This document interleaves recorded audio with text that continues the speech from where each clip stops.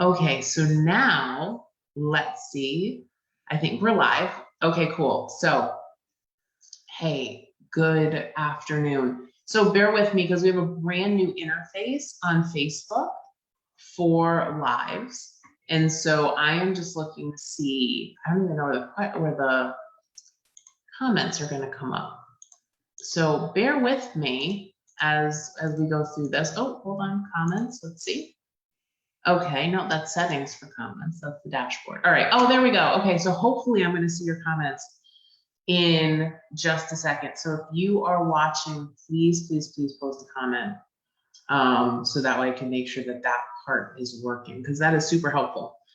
There's also a delay that I think is longer than normal, and so I am just, all right, we're gonna go with it. We're gonna see. Okay, so listen. So today I want to talk to you a little bit about, oh, Deborah, thank you. Okay, so I want to talk to you a little bit about how to go on vacation when you have a service-based business, because this is something that I think a lot of moms get really worried about when they think about owning a business, because like, well, how do I ever shut it down? How do I, how am I able to do this where I can step away from my business? And now if you've looked at things like being a virtual assistant, or even like owning like a cleaning business, you have clients that you're working on a weekly basis, and that makes it much more difficult to do this. It can totally still be done though. We're going to talk about that. But one of the cool things about bookkeeping is that bookkeeping is generally a monthly service. And so therefore, as long as you get the work done for the month, then you can go on vacation whenever you want to.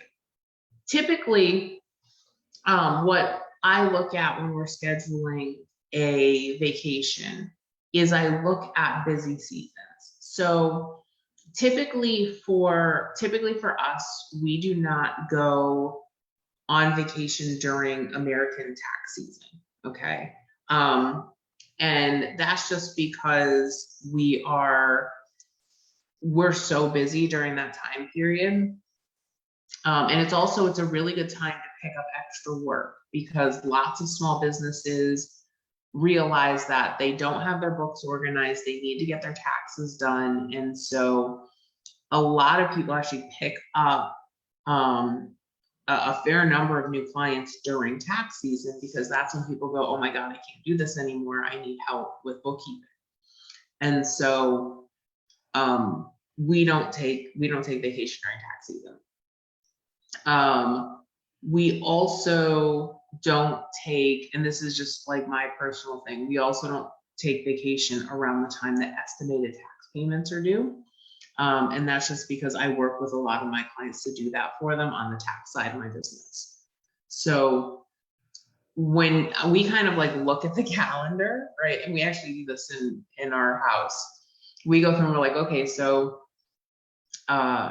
January through April is tax season, and then June 15th, September 15th, and January 15th, but January is already marked off, are estimates for us, so we don't go at that time.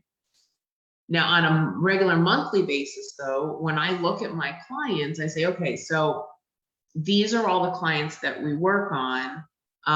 We know that the majority of our clients do not get their statements until about the 7th of the month. Okay.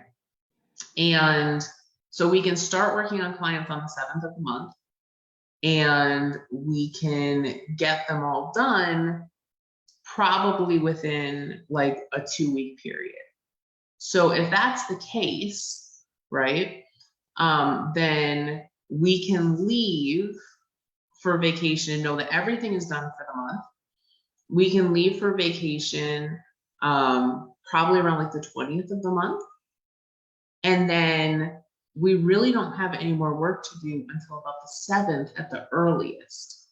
And that doesn't mean that we have to start all the work on the 7th, right? It just means that that's the earliest day we could. And so if we're going to go on vacation, we typically look to go on vacation during those periods. Now, if you have like a hard deadline that you want to go for vacation, so like for example, Jeff and I, our anniversary is May 18th. And so what we will typically do is I will start, like I'll go through all my clients and I'll accept all of the transactions. Okay. And if you're in bookkeeping, you understand. And if you've gone through the Money Smart Mama Challenge, you know that you hook up all your bank statements into whatever software you're using. We use QuickBooks.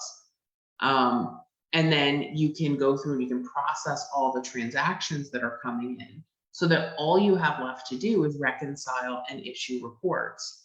So if you know that you're going to go on vacation, let's say on the 10th of the month, then what you could literally do is you could start going into your clients, get the month, get everything imported, get everything classified, and then you just have to go back in and reconcile as the statements start appearing. So that's another way that you can kind of front load the work. Now, what if you're not a bookkeeper? What if you're in other industries? Well, if you're a virtual assistant, then you've got to talk to your client and work with them and say, okay, you know, this is when we're going on vacation. And so let's talk about what we can schedule in advance. What can we get done ahead of time so that you don't feel the loss of me being there as much, because we can either front load or back load the work. But have a plan for how you're going to get the work done. Now, if you work in social media, a lot of things can be scheduled in advance. So if you want to go on vacation, then you're looking at getting things pre-scheduled, maybe for a longer window than you normally do. But for most of what we do, we can either do the work in advance, push the work back a little bit, or schedule things to happen while we're gone.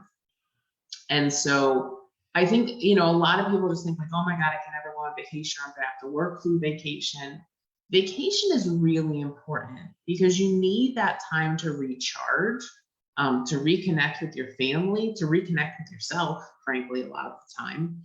And so I really encourage you to, if you already have a business, look to see how you can schedule the work, how you can think outside the box to make sure that vacations are happening.